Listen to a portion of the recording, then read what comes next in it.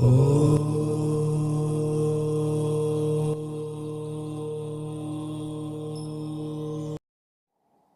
के सभी दर्शकों को नमस्कार, जय श्री कृष्णा, प्रणाम। 4 प्रकार के सुख कहे गए हैं सांसारिक। पहला सुख निरोगी काया, दूसरा सुख जब घर में माया, तीसरा सुख जब सुंदर नारी, चौथा सुख सुत आज्ञाकारी। ये 4 सुख मूलतः सांसारिक है। आध्यात्मिक सुख की बराबरी तो कोई सुख कर ही नहीं सकता, क्योंकि अध्यात्म है तो मानवता है, और मानवता है तो जीवन में आस्था, ईश्वर सब है। लिहाजा अपने जिंदगी में सुख की साधना के लिए भगवान की उपासना अति आवश्यक है। आज के इस वीडियो में हम आपके साथ चर्चा करेंगे जो षष्ठेश है, अष्टमेश है, द्वादशेश है, वो यदि किसी भी अच्छे घर में आ जाए तो उसका नुकसान कितना होता है, क्या उपाय करना चाहिए। बस इसी वीडियो पर यह संदर्भ आपको दे रहा हूं। ज्योतिष से संबंधित जानकारी के लिए लगातार चैनल को सब्सक्राइब करते हुए हर वीडियो को ध्यानपूर्वक देखें। आपको बहुत अच्छी नॉलेज मिल सकती है ज्योतिष के इस विषय पे। तो जन्म कुंडली में यदि इससे पूर्व मैंने जो चर्चा की उसके बारे में बता दूं, लग्न, धन एवं भाई बंधु, मां, मकान, जायदाद इत्यादि के बारे में उपाय भी दिए। अब पंचम भाव और षष्ठ भाव, इन 2 पर चर्चा करेंगे। पंचम भाव से देखने योग्य विचारणीय विषय क्या क्या हैं, ये सब लोग जानते हैं, नहीं जानते हैं तो और ज़्यादा गहराई से वीडियो को देखते रहें, क्योंकि हमने पीछे कई वीडियो में यह जानकारी आपको उपलब्ध कराई हुई है। पंचम भाव मूलतः मनुष्य को संतान के बारे में दर्शाता है। पंचम भाव से हमारे अंदर कितना गूढ़ विद्या है और साधना से हम किन देवताओं की उपासना के माध्यम से सिद्धि प्राप्त कर सकते हैं। पंचम भाव खेल जगत को भी दर्शाता है। जुआ, लॉटरी, सट्टा, शेयर मार्केट इत्यादि को भी दर्शाता है। पंचम भाव जातक का उदर भाग होता है, पेट का भाग होता है। मां के मुख का विचार, मां के कुटुंब का विचार पंचम भाव ही बताता है। ऐसे में यदि पंचम भाव अर्थात सुत भाव किसी का मजबूत नहीं है तो उसे बेटा या बेटी किसी का सुख नहीं मिलता। यदि पंचम भाव मजबूत नहीं है तो उसे कैसे मजबूत करना है, हम विचार काल में चल करके आपके साथ चर्चा करेंगे। यदि पंचम भाव पर द्वादशेश बैठ जाए, जो 12वें घर का स्वामी है, अगर 5वें घर में या 5वें घर के ग्रह के साथ कहीं बैठा हो या युति कर रहा हो तो पंचम भाव दूषित हो जाएगा।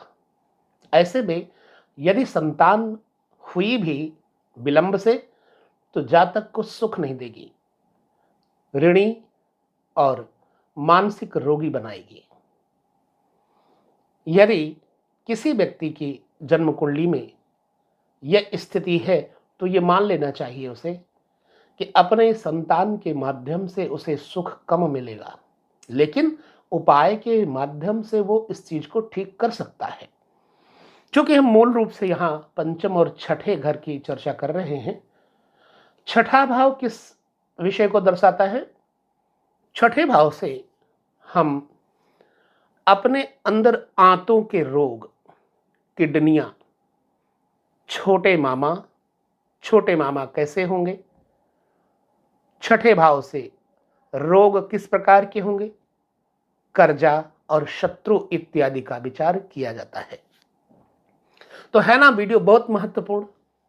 तो आइए, यदि हम इस विषय को अच्छी तरह जानेंगे तो उपाय भी आपके साथ शेयर करेंगे, और यदि आप उन उपायों को करते हैं तो आपको निश्चित ही उससे लाभ भी प्राप्त होगा।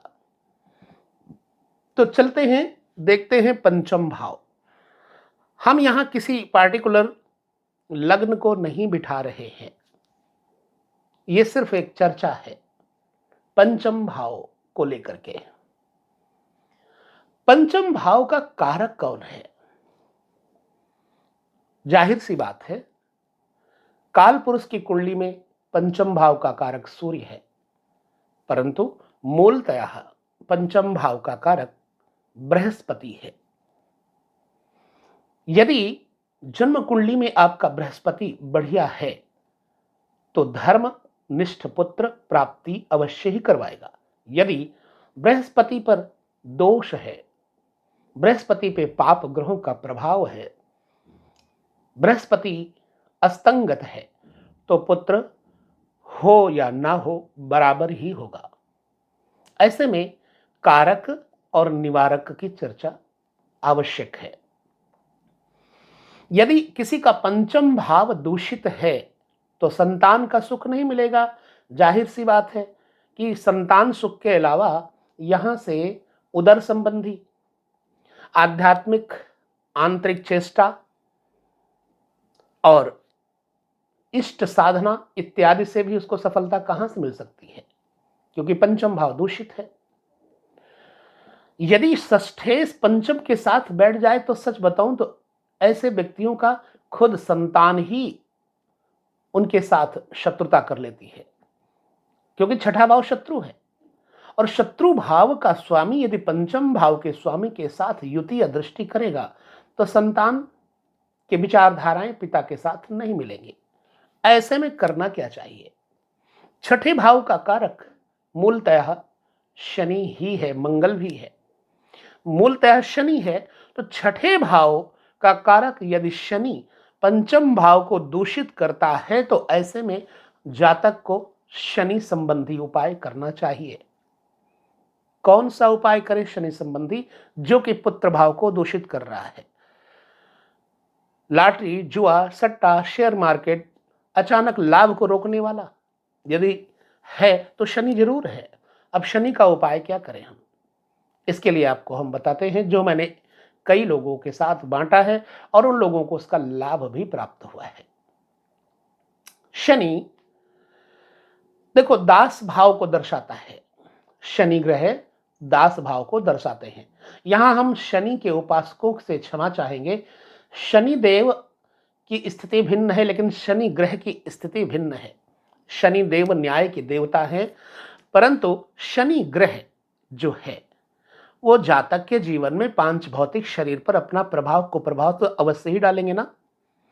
ऐसे में हम ये कहेंगे कि भगवान शनि देव को प्रसन्न करके आप अपने पुत्र भाव का, शेयर मार्केट का लाभ, अचानक लाभ, स्वास्थ्य लाभ इत्यादि को जागृत कर सकते हैं। एक घड़ा ले लीजिए और घड़े को काले रंग से पेंट कर लीजिए, या फिर कोई स्टील का, लोहे का घड़ा ले लीजिए।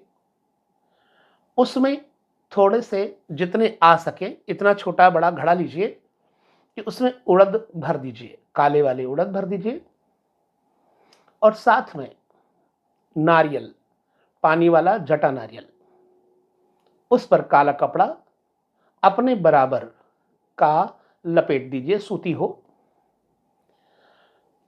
तदुपरांत कुछ द्रव्य, दक्षिणा, पैसे लेकर के एक शनि स्तोत्र की पुस्तक ले लीजिए।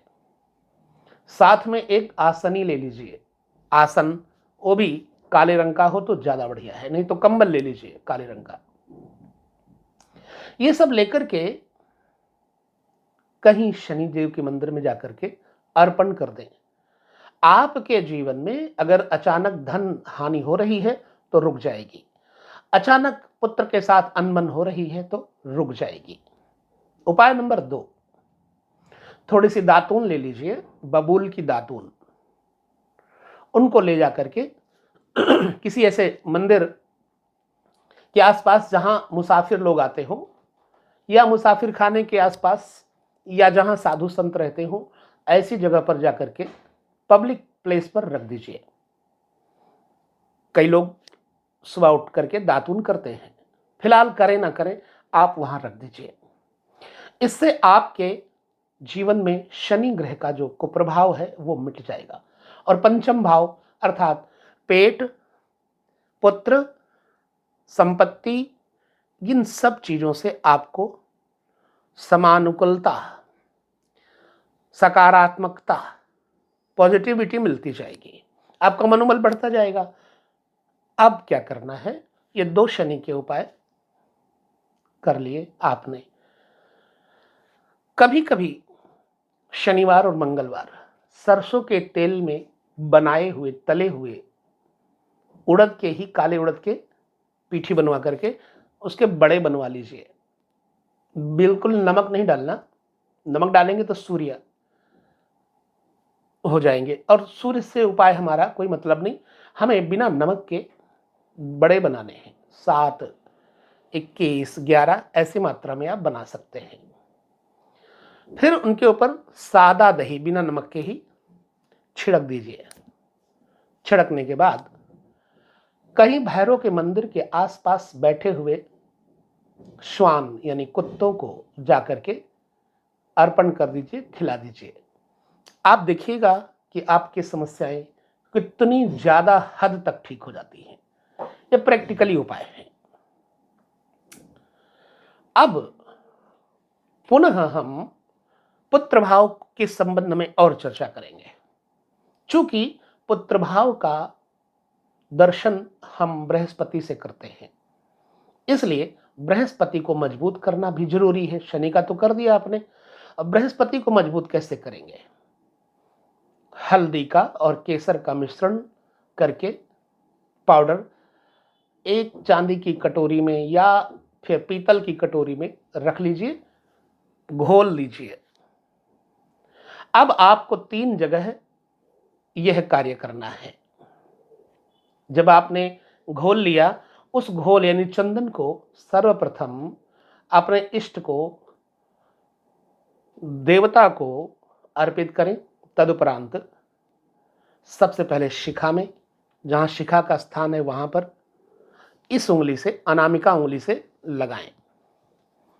फिर मस्तक पर लगाएं, भ्रिकुटी के पास में।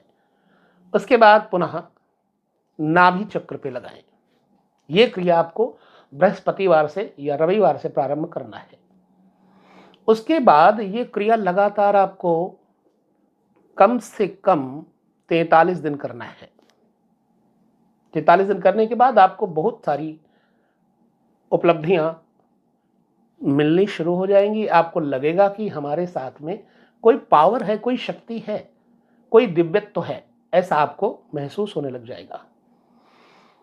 अब हम आ जाते हैं, बृहस्पति को और थोड़ी पावर दे देते हैं सूर्य का उपाय करके।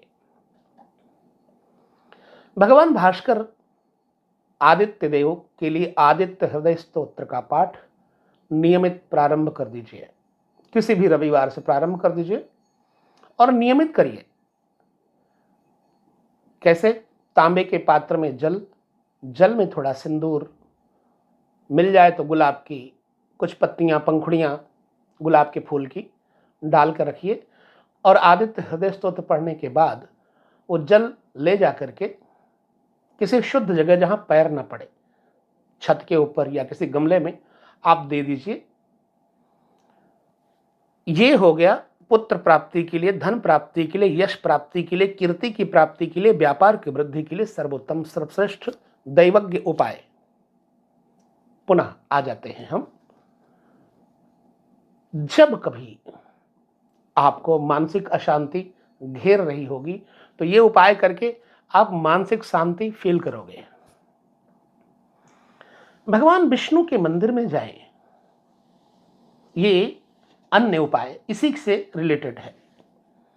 भगवान विष्णु के मंदिर में जाएं, वहां जाकर के आप कलगी कलगी ले लीजिए, जहां पर फूल मालाएं इत्यादि बनती हैं वहां से मिल जाती है। कलगी भगवान श्री हरि विष्णु के लिए, माँ लक्ष्मी के लिए एक जोड़ा खरीद लीजिए और एक जोड़ा फूलों का हार। यह क्रिया बृहस्पतिवार या रविवार करना है, दो में से कोई भी वार ले लो या दोनों वार कर सकते हो। ये ले जाकर के आप चढ़ा दीजिए। एक महीने में जितने बृहस्पतिवार या रविवार आते हैं उतने कर लीजिए। उसके बाद आपको पॉजिटिव रिजल्ट आना शुरू हो जाएगा। चलिए, हमने पांचवें घर की चर्चा कर ली। अब हम आ जाते हैं छठे घर पे। चूंकि पांचवें घर के बारे में जितनी परेशानियां थी, इन उपायों से आपको पूर्ण रूपेण लाभ मिलना शुरू हो जाएगा। देखिए, पंचम भाव के बारे में हम कितनी बातें बताएं। पंचम भाव प्रिया प्रियतम के लिए भी बताता है, पंचम भाव प्रेमी प्रेमिकाओं के लिए भी है। तो जब ये उपाय आप करेंगे तो प्रेम, जो प्रेमास्पद है, जिससे हम प्रेम करते हैं, वो भी हमारे अनुकूल हो जाता है। ठीक है। छठे भाव से देखने के लिए, विचार करने के लिए जिन बातों का विचार किया जाता है, खास तौर से जब आपके जीवन में बहुत कर्ज बढ़ रहा हो, चारों तरफ से दुख, अशांति, कलह, क्लेश आपके ऊपर चढ़ रहा हो, कोई बात ही न बन रही हो, तो समझ लेना कि हमारे ऊपर षष्ठेश या षष्ठ के कारक शनि महाराज का को प्रभाव पड़ रहा है। ऐसे में आपको तत्काल वो जो मैंने अभी पंचम घर में दही बड़े का उपाय बताया था, वो उपाय यहां दोहरा देना है। इससे छठा घर मजबूत हो जाएगा। जब आप उपाय करेंगे शनिवार को, तो आपका छठा घर मजबूत होने लग जाएगा। और ऐसे में आपके ननिहाल पक्ष से संबंध अच्छे बनने चाहिए और उनके साथ कोई संबंध बुरा न रखें, बुरा न बोलें। इसका ध्यान जरूर रखें। यदि छठे घर की स्थिति बहुत खराब है, थोड़ी सी सौंफ अपने ऑफिस में रखिए। ट्रांसपेरेंट शीशे के, व्हाइट सफेद पारदर्शी शीशे के बोतल में या बॉल में आप सौंफ रखें, थोड़ी सी इलायची डाल लें। जब भी कोई आपके पास आता है, कस्टमर आता है, कोई मिलने वाला आता है, मित्र आता है, तो उसको इलायची और सौंफ खाने के लिए भेंट करें। आपके कर्ज में कमी आनी शुरू हो जाएगी। ऋण बहुत सिंपल उपाय, ना कोई स्तोत्र मैंने बताया आपको, ना कोई इसमें श्लोक बताया है, केवल ये उपाय करने से ऐसा होने लग जाता है। दूसरा, बहुत कर्जा है, परेशानियां हैं ज्यादा, तो अपने घर का झाड़ू मार के रविवार के दिन थोड़ा सा कूड़ा ले लीजिए। कूड़ा लेकर के किसी कागज की पुड़ी में बांध करके बैंक के परिसर में कहीं जाकर के डाल दीजिए, कर्जा मिट जाएगा। ठीक है। जब छठा घर मजबूत होने लग जाएगा, तो एक तो पुलिस केस इत्यादि जो हमारे कोर्ट कचहरी के मुकदमे हैं इत्यादि, वो ज्यादा परेशान कर रहे हो, तो ये उपाय करने से आपको सफलता मिलती है। पत्नी के साथ मतभेद हो रहा है, पत्नी का स्वास्थ्य नहीं ठीक हो रहा है, तो समझ लीजिएगा पत्नी की हड्डियों में तकलीफ है। आपके शयन कक्ष में चीजें खराब हो रही हैं, बेड टूटा है, चद्दर फटी है, कतई बिल्कुल ऐसा ना होने पाए। चद्दर साफ सुथरी होनी चाहिए। बेड अगर टूटा है तो उसे ठीक करवा लें, नहीं तो छठा घर और खराब जाएगा। अब आपको एक साधन करना है। मंगलवार के दिन हनुमान जी के मंदिर में चौमुखी दीपक जलाना है, देसी घी का या फिर तिल के तेल का। चौमुखी दीपक जलाएं और बजरंग बाण का पाठ करें 5 बार। आपको कर्ज से, शत्रु से, रोग से, मानसिक परेशानियों से बड़ी शीघ्रतम छुटकारा मिलना शुरू हो जाएगा। ये बातें हमने आपको इस वीडियो में बताई।